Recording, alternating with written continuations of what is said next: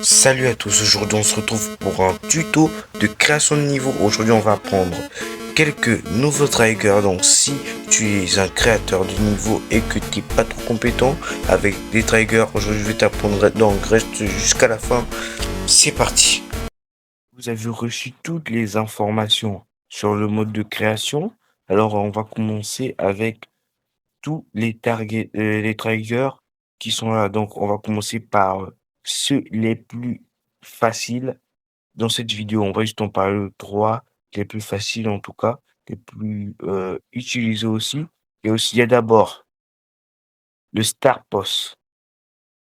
Le Star Post, lui, il est souvent utilisé. En fait, il est tout le temps utilisé même dans la création du niveau, juste, donc il est utilisé seulement quand tu crées ton niveau.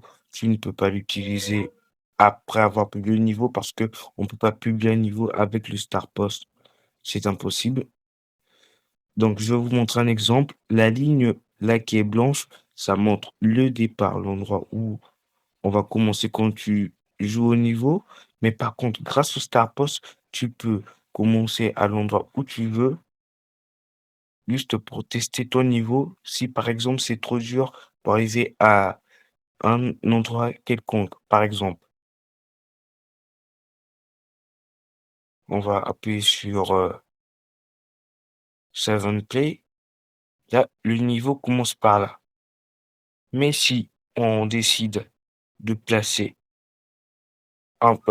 quelques blocs ici et on veut commencer par là-dessus, on cherche le Star Post, Save and Play, et on commence là-dessus. Donc, pour l'instant, c'est simple. C'était le plus facile. Le deuxième, c'est le trigger color. Le trigger color, il sert à changer de couleur dans l'environnement dans lequel on se place. On en a déjà placé un. Donc, je vais vous expliquer. Si je place le trigger color ici, on pourra alors changer l'arrière-plan, le sol, la ligne là qui est blanche, ce qu'on veut. Donc, on va avoir sur Edit Object. On édite celui-là. Donc, on va choisir la couleur qu'on veut. On prend le vert, par exemple. Voici l'idée, donc l'objet qui va changer. Je vais prendre BG pour dire arrière-plan. Et voilà, on va sur OK. Donc là, je n'ai plus qu'à appuyer sur Save and Play. Et comme vous pouvez le voir, là on avance, mais dès qu'on arrive par là, la couleur elle change et on passe au vert. C'est simple, ça c'est déjà simple.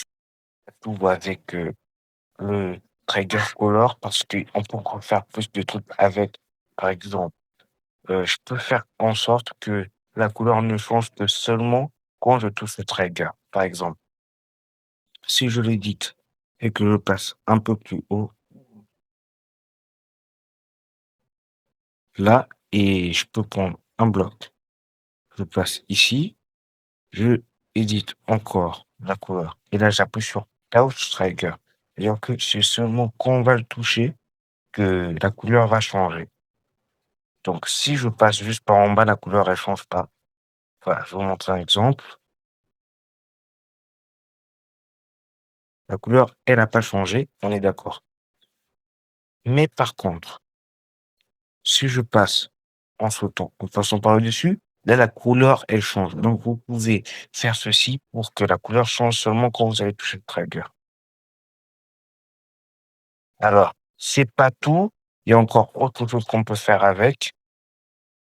Ce qu'on peut faire avec, comme par exemple, changer le ton que ça va prendre pour que la couleur change. Donc, par exemple, vous voyez le trigger color qui est juste là, qui est sous l'idée de BG. En fait, on va faire en sorte qu'il puisse prendre moins de temps à changer de couleur, par exemple.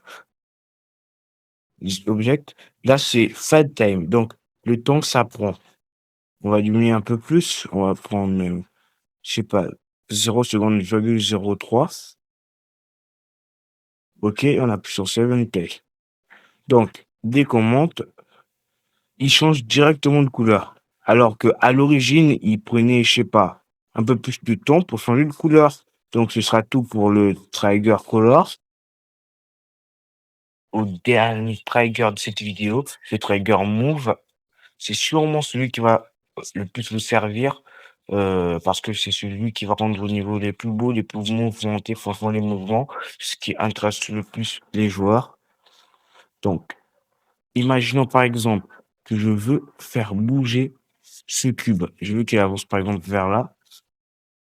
Alors, je dois quand même placer un trigger move dans la direction dans laquelle je veux me placer. Parce que la ligne est là. Donc, quand je vais traverser cette ligne-là, la ligne bleue, quand je vais la traverser, eh bien, le cube, il va se déplacer. Bien sûr, là, c'est différent parce qu'il faut d'abord que le cube et le trigger soient sur le même ID. Donc là, je place l'ID 1 comme qui est là. J'ajoute add et j'édite aussi pour lui. Et aussi, j'ajoute. Par contre, il faut encore ajouter de son côté l'ID 1. Et quand on passe sur easing, il faut prendre easing out. On va encore sur Edit Object et comme dans le repère orthonormé X et Y, il y a les ordonnées et les abscisses. Donc, on sait que X va de gauche et de droite. Y va de haut et de bas. Donc, on va prendre X. On prend par exemple qui va se déplacer de 50 mouvements. Puis ça, c'est le temps. Mais on va pas d'abord l'utiliser pour l'instant. Et là, on va sur 7 play. On va voir ce qui va se passer. Justement, il devrait avancer. Et voilà, on voit que le cube s'est déplacé. Bien sûr, il y a aussi autre chose comme le Touch Trigger qui est pareil dans les deux côtés. Imaginons par exemple que je prends et que je déplace d'un peu plus bas, par exemple là, et que j'active pour lui le Touch Trigger qui est ici. Ça veut dire qu'on peut alors faire le move que seulement si on touche le trigger.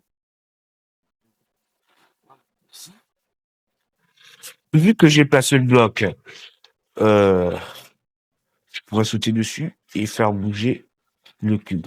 Donc, comme là, quand je ne touche pas le trigger, le cube ne bouge pas du tout. Mais si je saute, là, ça va bouger et on est d'accord, ça marche. On continue avec une autre chose encore que je dois vous montrer. C'est le temps, bien sûr. Le temps qu'il peut prendre pour bouger. On peut allonger le temps. Par exemple, on donne même 2 secondes. Comme ça, il aura un peu plus de retard. Et là, il se déplace assez doucement, mais non, on est déjà arrivé. Pour voir que ça marche comme dans le Trigger Color, c'est exactement pareil. Maintenant, il y a encore autre chose sur le Trigger Move que je pourrais bien vous montrer dans une prochaine vidéo, mais pour l'instant, on montre juste les bases. Je vais aussi vous expliquer autre chose sur le Trigger Color. Alors, on peut placer le Trigger Color, le Trigger Move, je veux dire, un objet peut avoir 2 Trigger Move. Par exemple, si je prends un autre move que je place ici, qui a toujours l'idée de 0, je l'ajoute à lui, je dis groupe, je prends le groupe 2. Non, c'est pas de lui dont je parlais.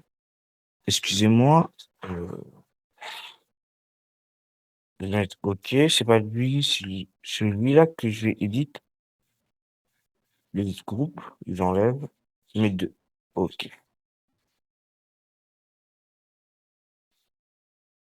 2, ouais. Celui-ci aussi, j'ajoute un autre groupe. Le groupe aussi 2, je l'ai ajouté là. Donc, je veux y ajouter un autre mouvement à part celui qu'il a déjà. Je peux par exemple le mettre un mouvement Y. Si je viens sur le deuxième move, edit object, je mets 2. Et là, easing in out, je mets un mouvement Y. Donc je veux qu'il aille en haut, je peux lui mettre encore qu'il aille en haut de 50.